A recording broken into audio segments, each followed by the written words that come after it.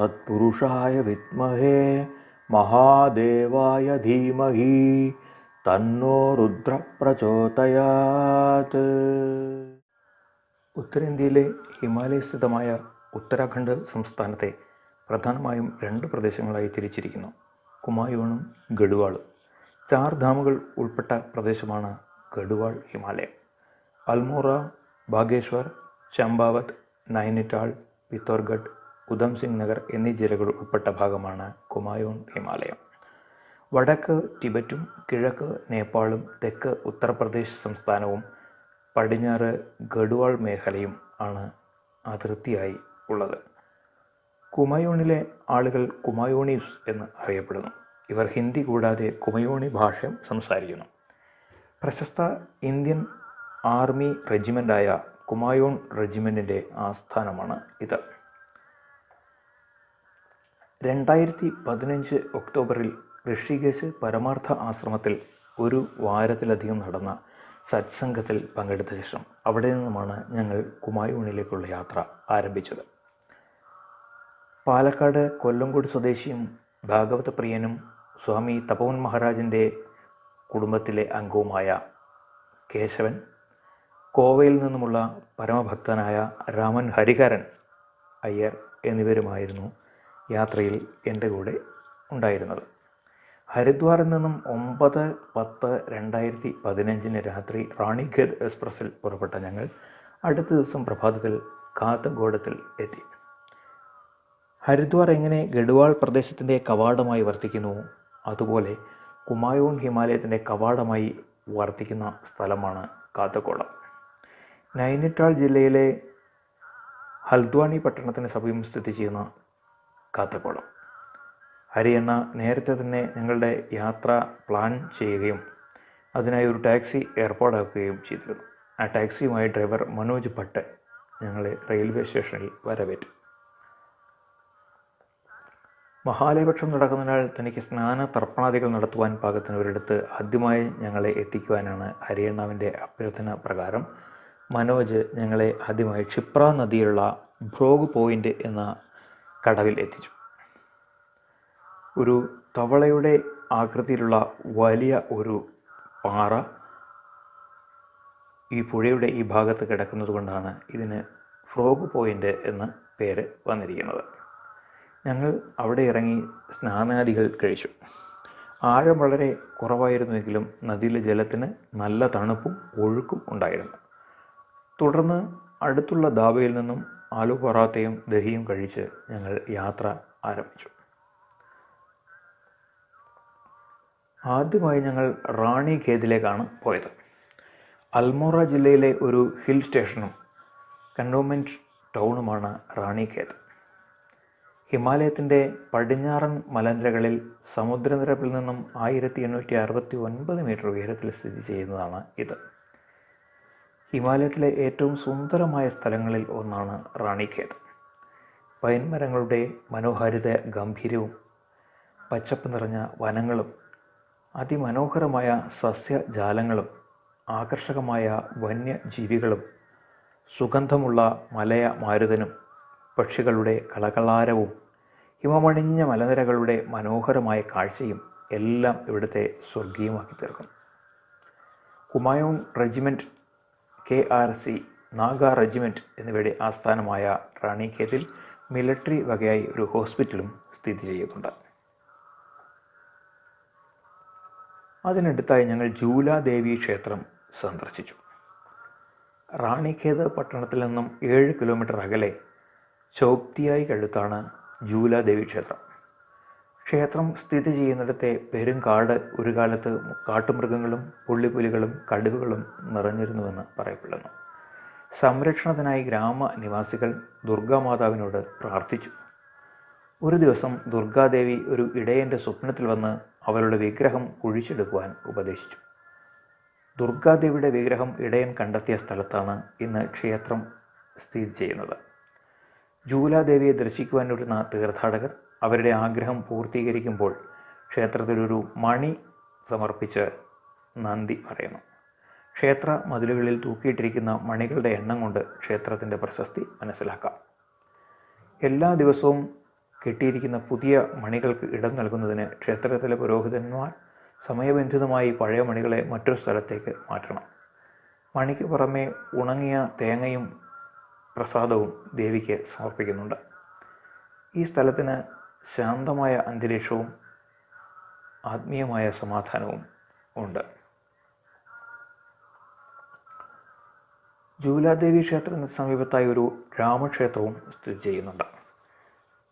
ഏതാനും പടികൾ കയറി വേണം കുന്നിൻ മുകളിൽ സ്ഥിതി ചെയ്യുന്ന ഈ ക്ഷേത്രത്തിൽ എത്തുവാൻ.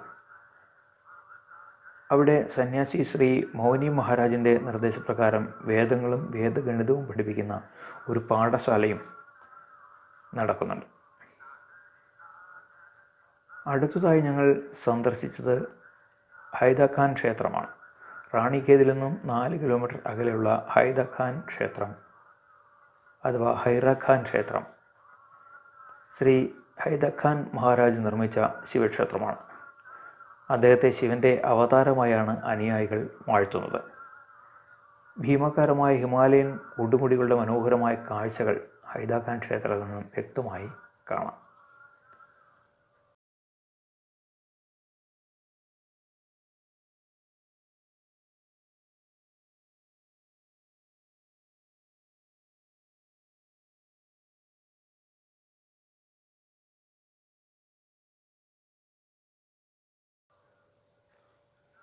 തുടർന്ന് ഞങ്ങൾ മൻകാമേശ്വർ ക്ഷേത്രത്തിലെത്തി. കുമായൂൺ റെജിമെൻറ്റ് നിർമ്മിച്ച നർസിംഗ് ഗ്രൗണ്ടിനോട് ചേർന്നാണ് ഈ ക്ഷേത്രം.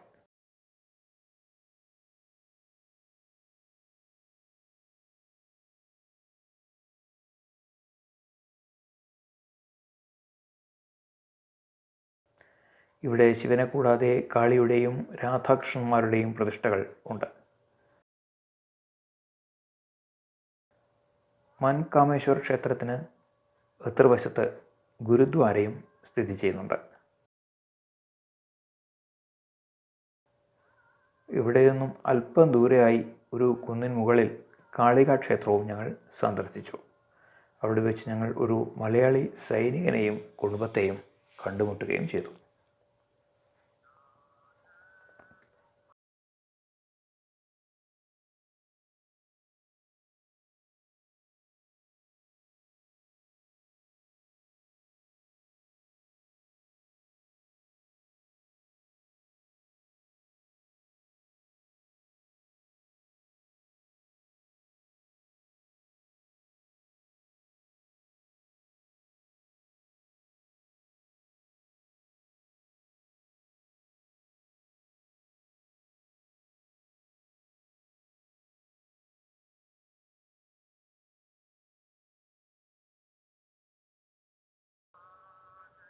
വൈകുന്നേരത്തോടെ കുസാനിയിലെത്തിയ ഞങ്ങൾ അന്ന് അവിടെ ഒരു ലോഡ്ജിൽ തങ്ങി.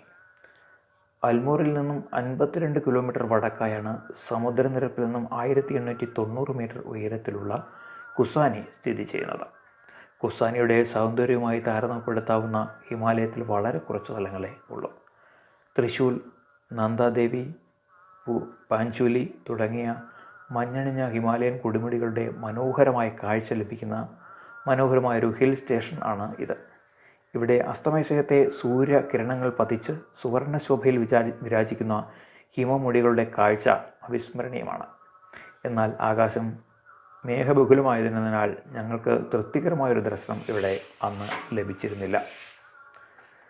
ഭൂപ്രകൃതിയുടെ സമാനത കാരണം മഹാത്മാഗാന്ധി ഈ സ്ഥലത്തെ സ്വിറ്റ്സർലാൻഡ് ഓഫ് ഇന്ത്യ എന്ന് വിളിച്ചു.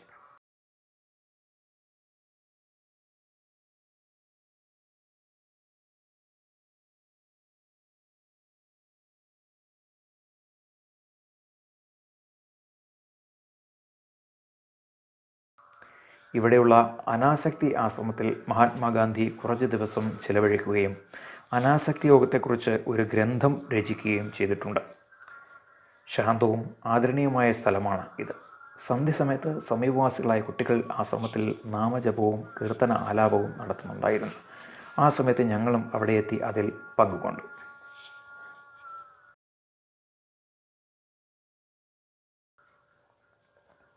അടുത്ത നാൾ ഞങ്ങൾ ബൈജനാഥ് സന്ദർശിച്ചു. ബാഗേശ്വർ ജില്ലയിലെ ഗോമതി നദിയുടെ തീരത്തുള്ള ഒരു ചെറിയ പട്ടണമാണ് ബൈജനാഥ്.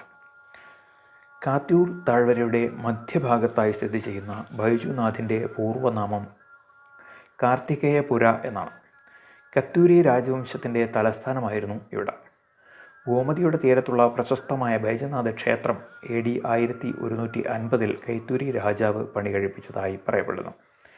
വൈദ്യനാഥനായ ശിവനാണ് ഇവിടുത്തെ പ്രധാന പ്രതിഷ്ഠ. ഗണപതി, പാർവതി, ചണ്ഡിക, കുബേരൻ, സൂര്യൻ, ബ്രഹ്മാവ് എന്നിവരുടെ പ്രതിഷ്ഠകളും ഈ ക്ഷേത്രത്തിലുണ്ട്. ശിലാനിർമ്മിതമായ ഈ ക്ഷേത്ര സമുച്ചയത്തിൽ ബദ്രീനാഥിലേക്കുള്ള യാത്രാമധ്യേ ആദിഗുരു ശങ്കരാചാര്യർ ഒരു രാത്രി താമസിച്ചിരുന്നു അത്രേ.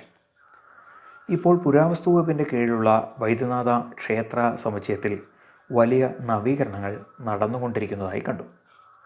ഗണപതിയുടെയും പാർവതിയുടെയും വിഗ്രഹങ്ങളും ഇപ്പോൾ ശിവക്ഷേത്രത്തിൽ തന്നെ വെച്ചിരിക്കുന്നതായി കണ്ടു. ദേവിയുടെ വിഗ്രഹം മനോഹരമായി കൊത്തുപണി അടങ്ങുന്ന അതുല്യമായ ഒന്നാണ്. മറ്റെല്ലാ ക്ഷേത്രങ്ങളും പൂട്ടിയിട്ടിരിക്കുകയാണ്. മറ്റെല്ലാ വിഗ്രഹങ്ങളും ദേവീക്ഷേത്രത്തിനുള്ളിൽ വെച്ചിരിക്കുന്നു.